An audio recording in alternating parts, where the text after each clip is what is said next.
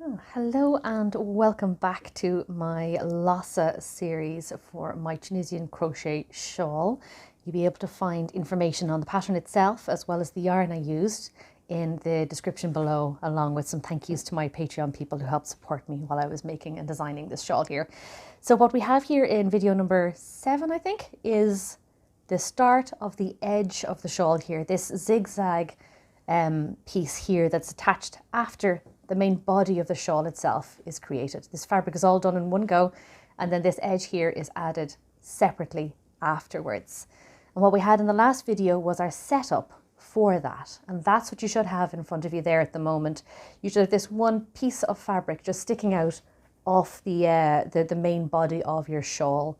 You remember we did 8 chains, and you should have 7 lines on the surface of this column, is what I'm calling it, because essentially it's one fence post in a series of fence posts that will be working along the edge of our fabric here. If you have a little count there, be aware you always ignore the V on top of your work. You don't count that as a line. If you're wondering where that is, just check the loop on your hook and draw your eye back along the arrow that loop makes. And that arrow will point you right to the center of the previous column's V. So we're going to ignore that and just count the 7 lines along the edge, along the top, I should say, of this. So using my nail as a guide here, we've got 1, 2, 3, 4, 5, 6, and number 7's a little shy. The last one tends to be a little smaller, but there it is, number 7, before we worked into the double crochet at the base of our work here. Bearing in mind, of course, I speak UK rather than US when I'm doing my classes, so this here would be a single crochet that I've worked into if you use the US terms. So here we go, that's what we have. And this is where I'm going to introduce you to this chart. Now, there should be no symbols in this that are unfamiliar to you at the moment.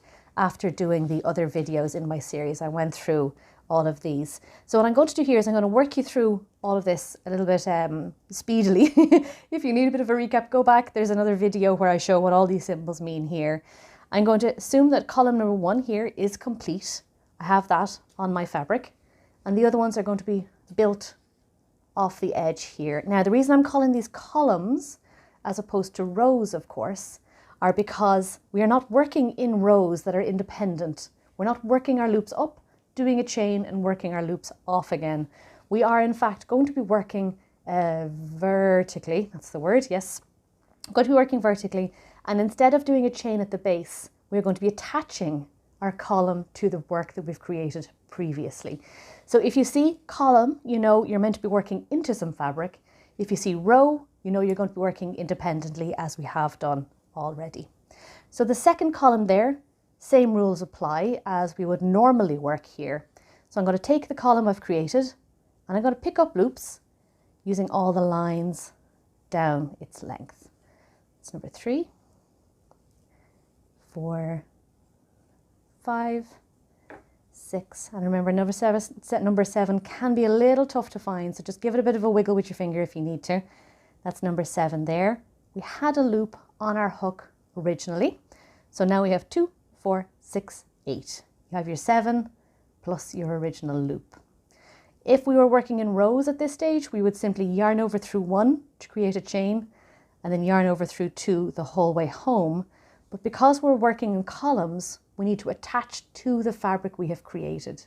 And you will see on the top of my work there, all my double crochets have the little V's you would expect in traditional crochet there. So I'm going to pick the very next one along, which is this one here I have my nail on. I'm going to pop through both sides of that V. I'm going to yarn over and draw 1 loop through. That kind of acts like the chain in traditional crochet or traditional Tunisian crochet there. So now it's attached. That loop there has attached ourselves to our second double crochet along. And at this stage, it's simply a matter of yarn over through 2 the whole way home. Zip all the way back up there. Bearing in mind, of course, you can hold your hook and your yarn in any hand you wish. My yarn overs may look different to people who work traditionally. They are exactly the same direction that you normally would use, folks. So don't feel like you need to change your crocheting style to suit me. Yours will work just as well here. Now we're going to look at column number 3, and we have a few symbols here. All of them are recognizable, but we're going to go through them here as we work our way down. So we're going to pick up a loop. We're going to do 2 yarn overs, one TSS 2 together, and then pick up 4 loops till we get to the base. So first things first, I'm going to pick up a loop. Then I'm going to do 2 yarn overs. That's 1, that's 2. And then I'm going to do my Tunisian simple stitch 2 together, my decrease, through 2 lines, yarn over, draw that loop back through both lines. So that has reduced us by 1, but this has increased us by 2. So we've 1 more loop on our hook at this stage than we would have otherwise. And then we do our 4 to the bottom. And these ones at the bottom are very handy actually, because if you have more or less than the chart says, then chances are you have forgotten to do something further up. So use that as a little sign for yourself. That's 1, 2, 3, and number 4 there's a little shy, but we got him. And then once again, we're going to find the very next V along, just this little dude here. Pick up 1 loop by doing a yarn over and a draw through. And again, no matter what symbols there are on the way down, the way back up in this pattern is always yarn over through 2.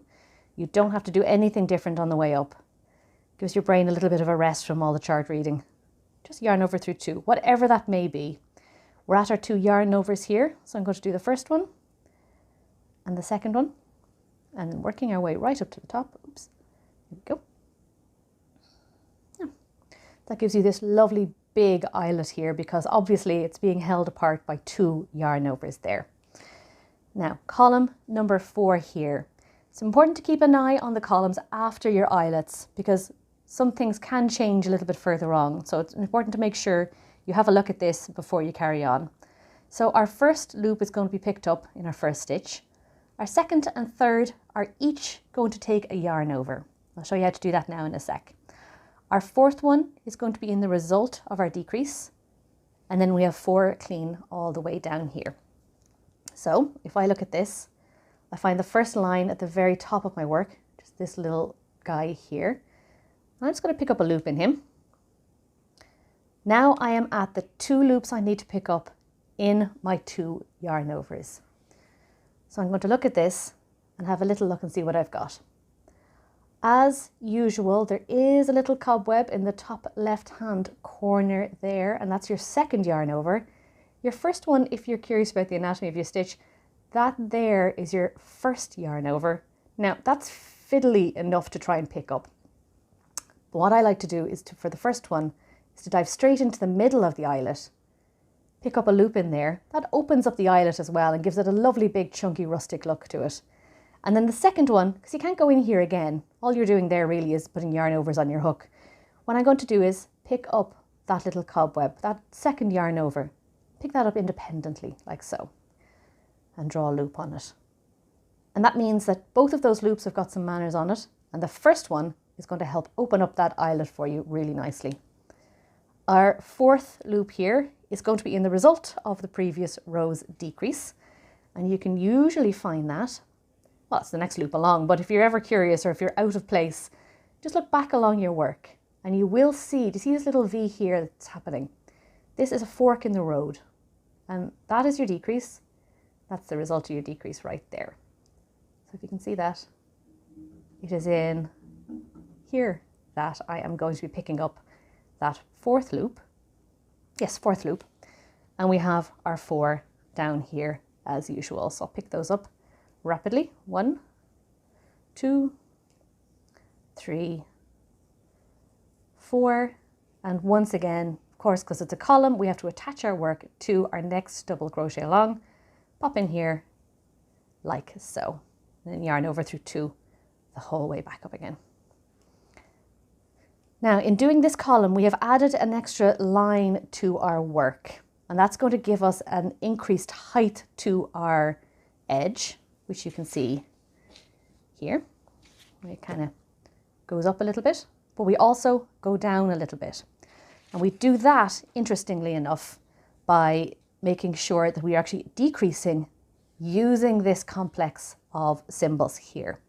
So once again, on column number 5, we are going to start off with a decrease at the very beginning of our column, we're going to do our 2 yarn overs, second decrease, and then our 4. So decrease, 2 yarn overs, second decrease, do our 4. So I find my first 2 lines along here, 1 and 2, do my first decrease, Tunisian simple stitch 2 together, of course. We do need to have our eyelets in place, so I'm going to go yarn over, because I do have 2. Then I've got my next decrease along, which goes in here and here. And that should leave me with 4 at the end if I can unravel my yarn. Here we go. All right, so we should have 4 at the end here on this, which indeed, thank the yarn gods, I do. 1, 2, 3, 4. And I'm going to pop in there and pick up those loops. 1, 2, 3, and 4. Once again, I find the very next double crochet along. US speakers, this is a single crochet, of course, that I'm working into. Don't panic, you don't have the wrong thing on your hook. There we go, and we work our yarn over through 2s the whole way back up again. Through my first yarn, or second yarn over, through my first yarn over, the first loop, and dismount. There we go. All right, so there's your second eyelet in place here. And to ensure that the decreasing that we're doing is actually going to have some sort of effect on this, and we're not going to just continue working up, up, up, up, up, we want it to start coming down again on our work. So column number 6 has got a little trick up its sleeve to ensure that we're going to reduce the number of loops, not keep it static and keep it high. And it's this one here, it's this symbol. We have got our white square, so we know we're just picking up a simple stitch, but you're only putting 1 in the eyelet. So we're only going to dive straight into the center of that eyelet to get that in place. So in practical terms, what that means is we're picking up our first line here, pick up 1 loop, dive into the eyelet, pick up just the 1 loop. We're going to ignore that cobweb in the middle or the edge there. Doesn't actually matter this time round. Now we're just picking up loops in every line that comes along all the way down. So in this case, we have got 4, 1, haven't we? No, we've got 5, sorry. We've got 5 here, including the one on the decrease. 1, 2, 3, 4, 5. Once again, into our base, yarn over, draw back through 1 loop, and then yarn over through 2 the whole way home. And that is all the symbols that are used in the edging chart, in chart B of my Lasa Shawl. Obviously, this isn't the entire chart. There's a lot more to it, but this is a nice little sampling of what you are going to encounter. So you can use this video to reference back when you come to something like this that might make a little less sense than you'd hope. There's your 2 eyelets. This one has an increase, that one has a decrease. I hope this helps you, and thank you very much for watching.